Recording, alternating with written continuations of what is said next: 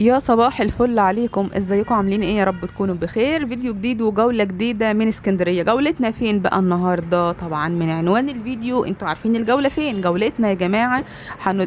احنا دلوقتي بادئينها من على البحر، تمام؟ منطقة العصافرة على البحر. هندخل في شارع ال45، هناخدوا شارع ال45 كله معانا، مش قاصين منه حاجة، الشارع كله معانا، بحيث لو حابين تتفرجوا على شارع ال45 والناس اللي لها ذكريات في شارع ال45 يبقوا ما حرمناكمش من حاجة. هنوصلوا لنهاية الشارع بتاع 45. شارع ال45 ده بيبتدي من البحر لغاية شارع مصطفى كامل، بدايته من هنا، من البحر والمصطفى كامل، أو العكس، من مصطفى كامل للبحر. هنا بداية شارع ال45 في منطقة العصافرة، او شارع محمد انور السادات. مكتوب عليه شارع محمد انور السادات، بس هو مشهور هنا في اسكندريه بالشارع ال45. ليه سموه شارع ال45؟ علشان خاطر هو عرضه 45 متر، شارع كبير جدا رايح وجاي، تمام؟ وفي نفق معمول في النص اللي هو نفق ال45 اللي ياما ياما صورنا فيه واتكلمنا عنه. النفق ده لسه معمول بقاله سنه بالظبط، يعني هو نفق لسه جديد. عملوه علشان خاطر الشارع معروف ان هو زحمه جدا، وفي زحام مروري فظيع فظيع، وفي خنقة للسواقين واصحاب الشارع وكل حاجة. فعملوا النفق وعملوا ممشى سياحي، وصورنا الحاجات دي كلها وعرضناها لكم وكده يعني. دلوقتي بقى هما بيعملوا لنا كوبري ال45 في اخر الشارع هنا، علشان خاطر برضو يحلوا مشكلة الزحمة والاختناق المروري اللي بيحصل، وخصوصا في الصيف بقى، لان طبعا في الصيف معروف ان الاسكندريه بتبقى فيها زحمه جامده جدا، علشان خاطر البحر بقى والمصيفين وامه لا اله الا الله بتبقى موجوده هنا في اسكندريه. وطبعا اهلا اهلا وسهلا ومليون اهلا وسهلا بكل زوار اسكندريه المحترمين المتربيين ولاد الناس. انتم على راسنا من فوق، مادام ما بيحصلش منكم اي حاجه تزعل اهل المحافظه. عشان بس الكلام ده محدش يزعل منه، الناس المحترمة على الراس من فوق. احنا هنا بقى داخلين هنا تحت الكوبري ده.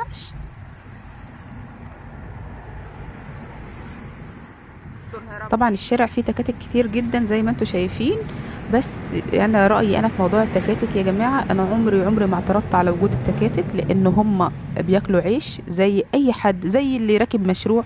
ما اللي راكب مشروع ربنا قدره وعرف يشتغل على مشروع، او هو ده مشروعه ملكه، يعني اللي هو الميكروباص. يعني لو بس في ناس مش عارفه يعني ايه مشروع، اللي هو الميكروباص يعني العربيه اللي قدامنا دي. لكن بتاع التوك توك هو ربنا قدره وده رزقه بيجي له من هنا. لما يعني تمنعوا التكاتك ودايما تشتكوا منها، الناس ديت هتسترزق منين؟ هتعيش منين؟ التكاتك دي فاتحه بيوت على فكره. شوف كام واحد بقى يعني راكب توك توك بقى ممكن حاله يقف لو منعوهم مثلا ان هم يسوقوا التوك توك. طب ما يمشوش في الطريق، طب امال هيمشوا فين يا جماعه؟ ما هو ده طريقهم برضه، هيمشوا فين؟ فانا بجد عمري ما كنت ضد بتوع التكاتك ابدا، لان هم ناس محترمه وبتشتغل بالحلال، فما فيش اي مشكله خالص. ف يعني التعامل معاهم يعني يا ريت يكون كويس شويه، لان انا بشوف ناس بيتعاملوا معاهم يعني بصراحه بطريقه مستفزه جدا. بيتعاملوا معاهم من العالي قوي يعني. فليه؟ هو راجل محترم وسايق توك توك، وهو مش احسن ما يسرق ولا يعمل اي مشكله او يقعد عاطل؟ انهي احسن بالنسبه لكم، العاطل ولا اللي سايق توك توك؟ انا بالنسبه لي اللي سايق توك توك طبعا، ده على الراس، ده راجل، ده محترم، ده بيشتغل شغلانه شريفه وشايف شغله وشايف حاله، بدل ما يقعد عاطل ومش عارف يعمل حاجه. المهم بقى انا هنا قاعده بفرجكم كده الاجواء كده. دايما انا بصور لكم شارع ال45 من في الليل يا جماعه، او بالليل. دايما بصور لكم شارع ال45 بالليل، فالاجواء في النهار يعني واضحه شويه، الحمد لله واضحه شويتين ثلاثه مش شويه. خلاص احنا قربنا ان شاء الله كده، هنوصلوا لشارع مصطفى كامل ونشوفوا اخر اخبار كوبري ال45 ايه. هنا لاحظت ان الشارع ده فيه كذا مستشفى. فيه هنا مستشفى عقبة ابن نافع، وفي مستشفى الريادة، وفي مستشفى تانية ورا مش عارفة اسمها لافا، اسمها مش عارفة اسمها ايه الصراحة، مش فاكراها. بس في هنا كذا مستشفى. الشارع بصراحة عمران عمران يا جماعة. الشارع خدماته في كل الخدمات، في عيادات كتير جدا، معامل كتير جدا، معامل تحليل، سوبر ماركتات كتير جدا، كل حاجة منطقة عمرانة، شارع عمران من الدرجة الأولى.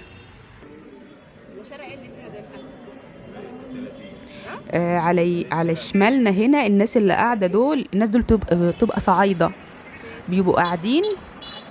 لو حد عنده شغلانة يعني بيجي ياخدهم. متأكد ان ده 30؟ يعني مثلا لو عندك مثلا شوية طوب عايز تطلعهم في شقتك، شوية رمل تطلعهم، شوية أي حاجة يشيل حاجة، أي شغل يعني، هما بيبقى هنا مكانهم، فبتيجوا تاخدوهم من هنا.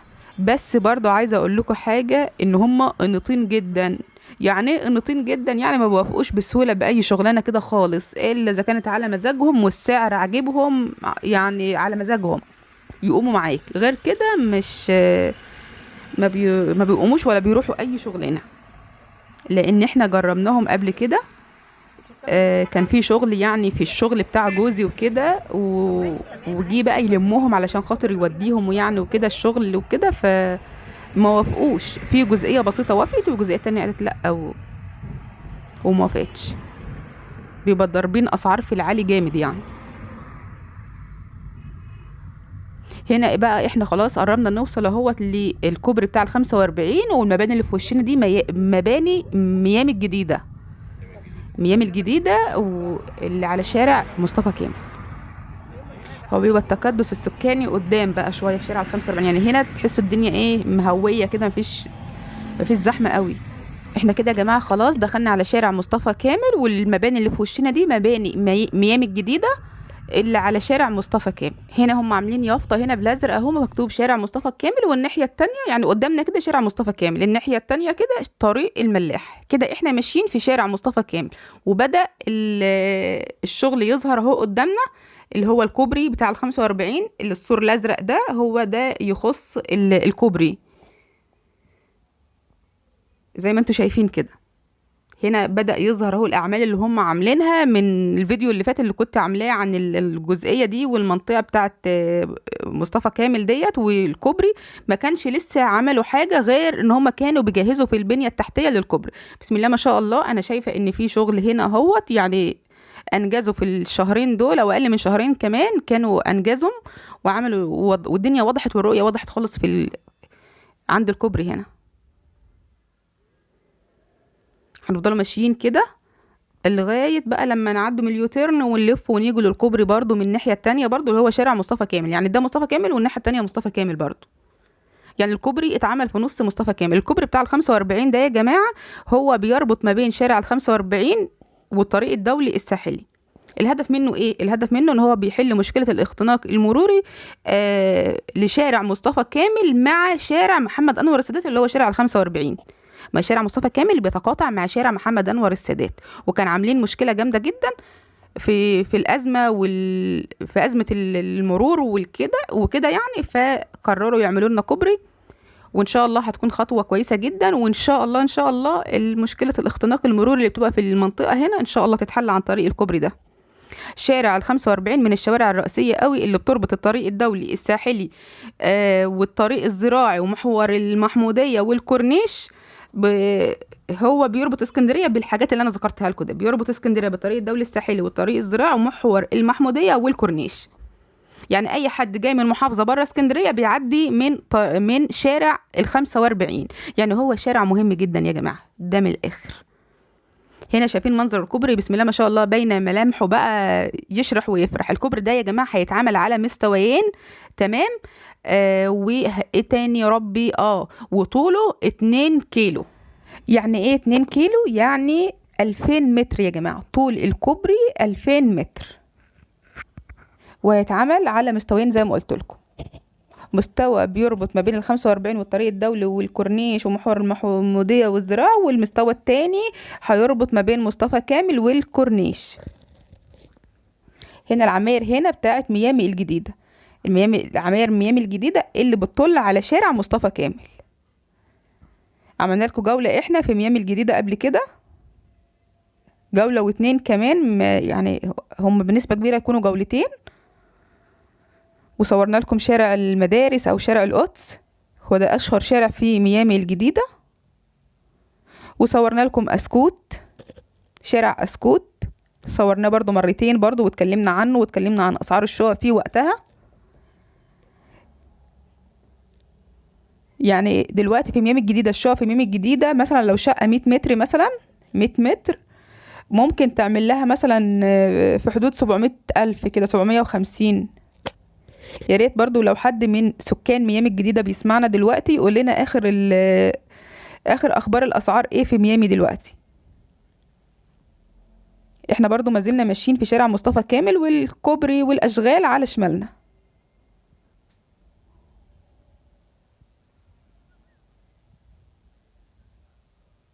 العماير على فكرة اللي بتبقى على مصطفى كامل هنا بتبقى عماير الشقق فيها غالية جدا. ما تفتكروش بقى ان هي مثلا ميامي الجديدة بقى والشقق رخيصة، لا ده الشقق غالية جدا.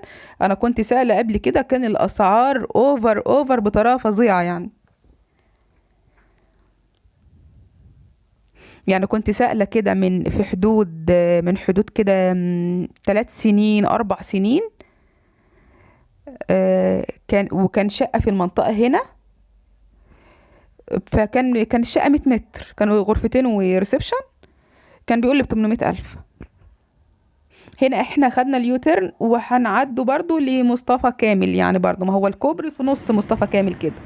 هنا الكوبري انا نزلت بالعربية وقلت اخد لكم لقطة كده وانا على ارض الواقع يعني بره العربية. هنا منظر الكوبري اهوت، بسم الله ما شاء الله، يعني حاجة زي الفل. يعني ان شاء الله يكون مشروع كده ان شاء الله يحل مشكلة الازمة المرورية اللي بتبقى في المنطقة هنا. المنطقة هنا بتبقى صعبة جدا يا جماعة. احنا بنبقى جايين من اي سفر، والله العظيم احنا ما بنبقوش ناعيين، يعني الطريق السفر كله قد ما بنبقى ناعيين شارع ال45 من الزحمة اللي فيه والعربيات والمشاريع والتكاتك والدنيا كلها بتبقى محدش طايق نفسه.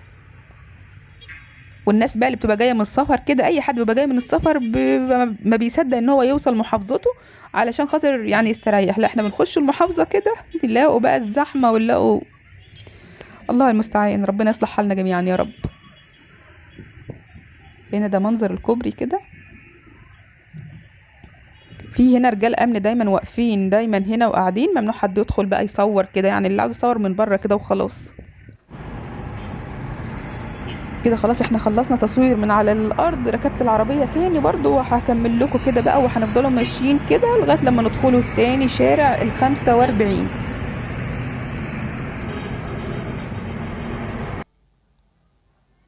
الفيديو طويل شوية انا عارفة، بس انا قلت اللي حابب يتفرج على شارع ال45 لان في ناس لها طبعا ذكريات كتير مع شارع ال45، وفي ناس بتبقى الشارع بتاعها شارع ال45 ده هو الشارع بتاعها شارعها هو يعني، ومسافرين بره واللي عايز يشتري في شارع ال45 فبيبقى حابب يشوف اجواء الشارع ايه والمباني بتاعت الشارع والشارع ده عامل ازاي وكده يعني. وبشوفهم طبعا عن طريق فيديوهاتي انا والزملاء.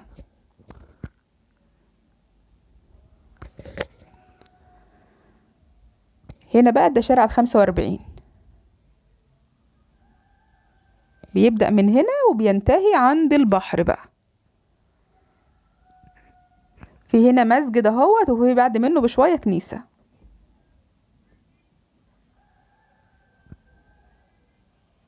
طبعا شارع ال45 في شارع 45 زي قبلي وبحري، زي مثلا سيدي بشري قبلي وسيدي بشري بحري. اللي بيقسمهم اللي هو سكة القطر بقى الله يرحمه، يعني لما كان في قطر يا جماعة.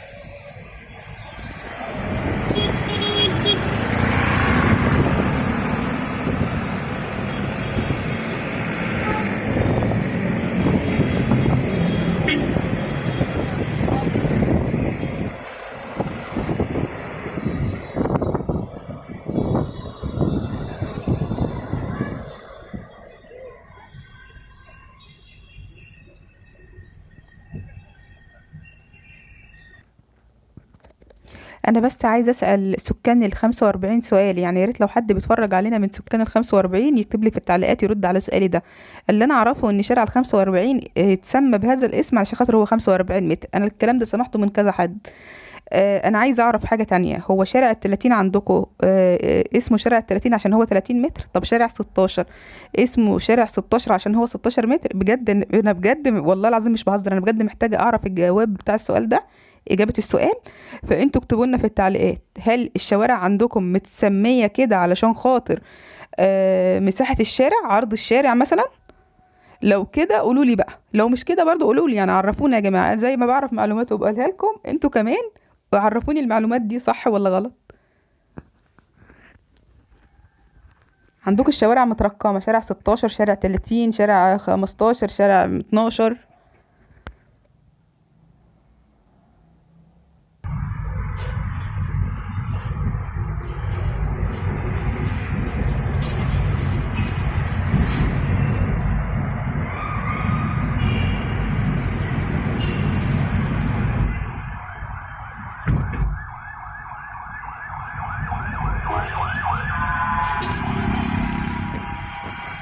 مستشفى ألفا. الشارع اللي على شمالنا ده شارع جمال عبد الناصر اللي التوك توك داخل فيه ده، والناحية التانية برضو جمال عبد الناصر. جمال عبد الناصر.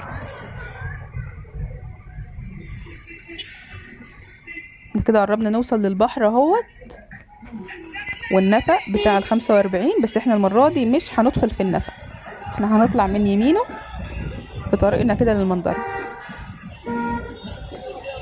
شارع ال 45 من على الناحيتين اليمين والشمال، بسم الله ما شاء الله، عمار يا اسكندرية.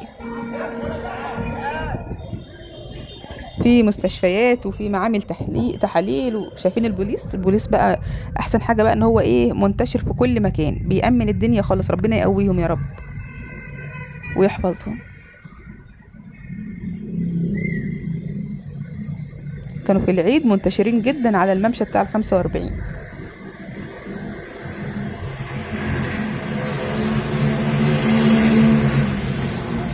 وفي نفس الوقت بجد انا لاحظت الموضوع ده بالرغم انتشارهم، لكن هم يعني انا شفت وانا فهمت كده ان هم قاصدين برضو ما يعكننوش على الناس، بالرغم ان كان بيحصل خناقات بس كانوا بيفضوها بكل هدوء ومن غير اي صوت. كده احنا خلاص طلعنا على البحر، الجولة بتاعتنا خلصت النهاردة، يا رب تكون جولتنا عجبتكم. شارع ال 45 اخر التطورات في كوبري ال 45. انتظروني في فيديو جديد، اشوف وشكم على خير، والسلام عليكم ورحمة الله وبركاته.